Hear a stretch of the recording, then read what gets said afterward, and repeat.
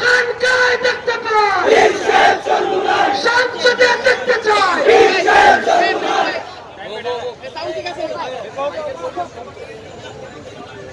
আসসালামু আলাইকুম ওয়া রাহমাতুল্লাহি ওয়া বারাকাতুহু। نحمد ونصلي على رسوله الكريم. أما بعد فأعوذ بالله من الشيطان الرجيم. بسم الله الرحمن الرحيم. وتلك الأيام نداولها بين الناس. صدق الله العلي العظيم. সবাই পড়ি সাল্লাল্লাহু আলাইহি ওয়াসাল্লাম। ইসলামী আন্দোলন বাংলাদেশ সিলেট জেলা ও মহানগর শাখা কর্তৃক আয়োজিত আজকে এই গণসমাবেশের সম্মানিত সভাপতি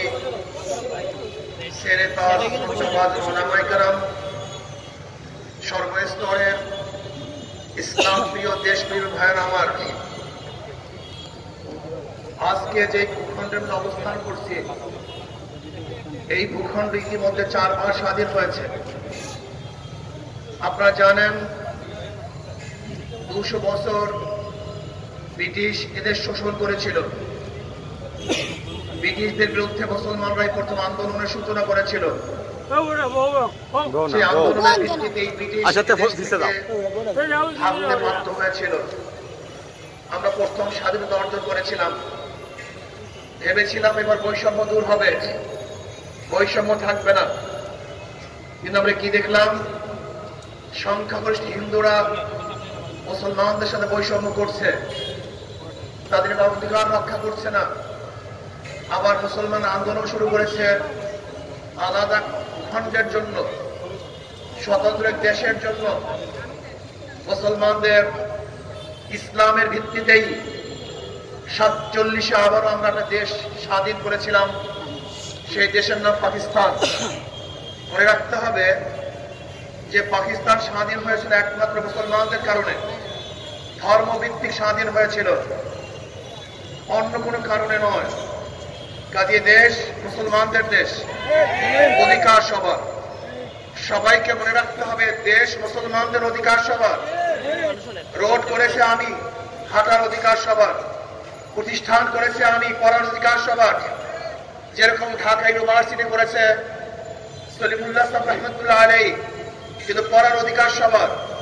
এই পাকিস্তান করেছিলাম আমরা, এখানে অধিকার সবার। কিন্তু মনে রাখতে হবে দেশ মুসলমানদের, অন্য কাম না। মাথার মধ্যে রাখতে হবে। আমরা ভেবেছিলাম এবার বৈষম্য দূর হবে, মানুষ শান্তি পাবে, মুক্তি পাবে। আবার আমরা আন্দোলন করলাম, সংগ্রাম করলাম। আমরা 71-এ বাংলাদেশ নামে একটা দেশ স্বাধীন করলাম। এবার ভেবেছি বৈষম্য দূর হয়ে যাবে, গরিব, দুঃখী, মেহনতি মানুষ, মিসকিন, এতিম, ঋষি, কুলি, চামার, তাঁতি সবাই ভালো মতো বসবাস করতে পারবে, তাদের ন্যায্য অধিকার লাভ করবে। শিক্ষা,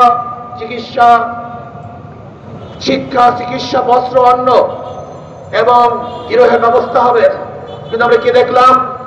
আজকে বাংলাদেশের স্বাধীনতার বয়স 53 বছর, মানুষের অধিকার ফিরে পায় নাই, মানুষ মুক্তি পায় নাই, মানুষ শান্তি পায় নাই, এখনো বৈষম্য চলতেছে।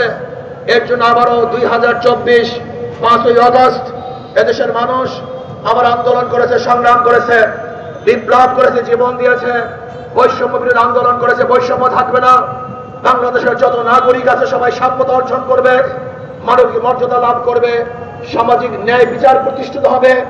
যেখানে পুরুষের অধিকার থাকবে, মহিলাদের অধিকার থাকবে, মুসলমানদের অধিকার থাকবে, হিন্দুদের অধিকার থাকবে, ছাত্রদের অধিকার থাকবে, চাকরিজীবীদের অধিকার থাকবে।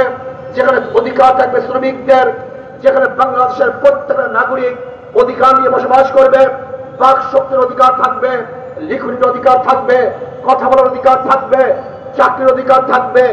থাকবে না বৈষম্য, অর্থনৈতিক বৈষম্য থাকবে না। আজকে আমরা কি দেখেছি? বাংলাদেশের গোটা অর্থনীতি মাত্র 20-25 পরিবারের কাছে, মাত্র 20-25 পরিবার গোটা বাংলাদেশের অর্থনীতিকে কন্ট্রোল করে। আজকে বাংলা